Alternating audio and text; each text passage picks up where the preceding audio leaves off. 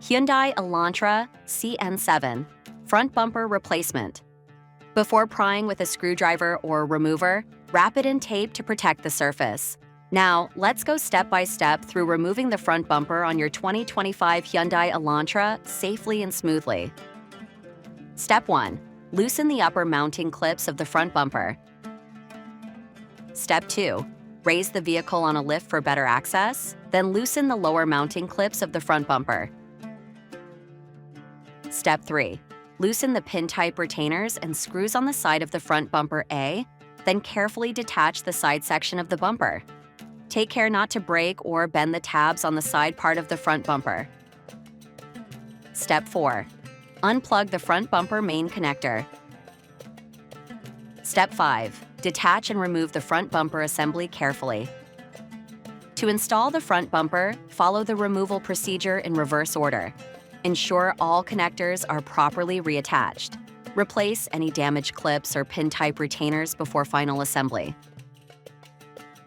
Hyundai Elantra CN7 Radiator Grille Replacement. By following these simple steps, you can successfully replace the radiator grille on your Hyundai Elantra without professional help. Step 1. Remove the front bumper. Watch the first part of the video for a detailed demonstration of this step. Pay attention to your vehicle's trim level, as the front bumpers differ between the general type and N-line models. Consequently, the removal and disassembly procedures also vary depending on the version.